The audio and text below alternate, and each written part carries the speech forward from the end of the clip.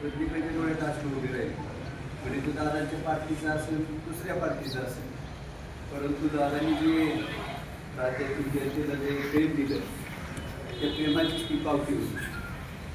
आपण पाहतो आपली PDC बँक राज्यामध्ये 1 नंबर करण्याचं काम दादांनी केलेलं आहे. आर्थिक शिस्तीचा आणि आर्थिक ताकदीचा हा माणूस होता.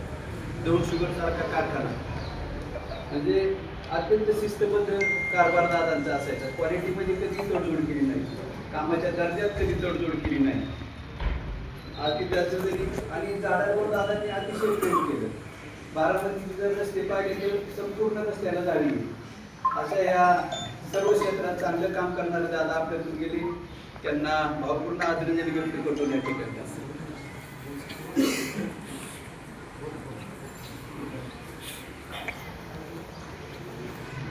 आज आपल्या महाराष्ट्राचं लाडकं नेतृत्व, महाराष्ट्राचा राजहंस, ज्यांनी काठेवाडीपासून तर भारत देशापर्यंत, दिल्लीपर्यंत आपलं नाव, पवार घराण्याचं नाव अगदी नावारूपाला आणून, आणि राजकीय क्षेत्र असू द्या, सामाजिक क्षेत्र असू द्या, आपला एक वेगळा पिंड अजितदादा, म्हणजे महाराष्ट्रातील राजकारणातील दादा कोण असेल तर तो अजितदादा सर्वजण समजले जाते.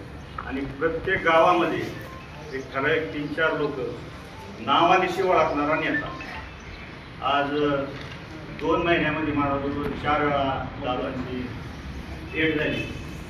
आणि ज्यावेळी 2009-10ला संस्था काढायची मी केलं, त्यावेळेस पोपटराव गावडे आणि दादा पाटील आम्ही गेलो.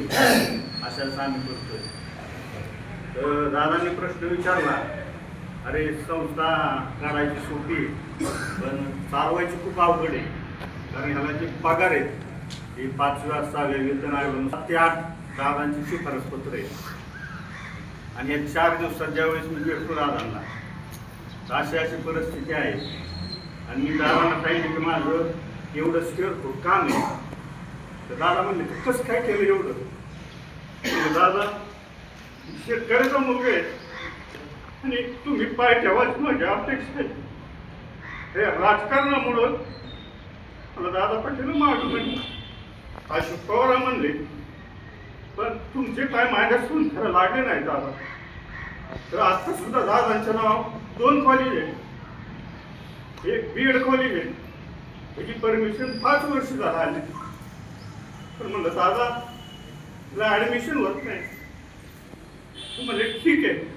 आणि 2012ला अजितदादा पवार मॅनेजमेंट इन्स्टिट्यूट मी कॉलेज काढलं, ही BANIMC. एका कमिटीने त्याची परमिशन नाकारली. 55 ते 60 लाखाचं माझं नुकसान झालं. हे दादाला म्हणलं माझं नुकसान झालंय. म्हणले आयुष्यात तुझी कसर मी कुठं काढीन, पण हिशेब मला इथं सांगू नको. म्हणलं दादा चालेल. म्हणले तुला राजकारणात इंटरेस्ट आहे का? म्हणलं दादा मला राजकारणात आवड नाही, पण शैक्षणिक संस्थेच्या तुम्ही राजकारणात बघा. एखादं जर काम आपण घेऊन गेलो तर तो माणूस म्हणतो त्या गावातल्याला विचारलं पाहिजे मला, त्याशिवाय मी देऊ शकत नाही. पण हा महाराष्ट्रातला एकमेव असा नेता होता की कधीच कुणाला अडवला नाही.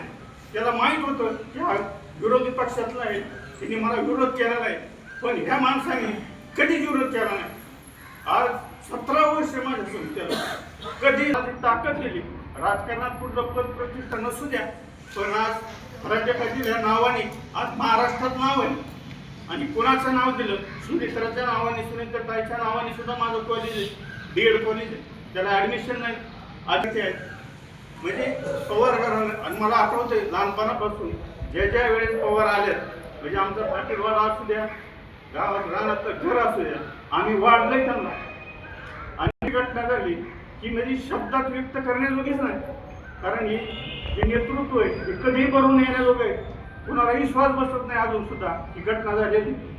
कारण कुणी जाऊ द्या घरातील, पण एखादा हा नेतृत्व म्हणजे पालक होतोय आपल्या मांडवगण मराठा ग्रामस्थांच्या वतीने आणि माझ्या मराठा पाटील सोनाच्या वतीने भावपूर्ण श्रद्धांजली वाहतो आणि सांगतो.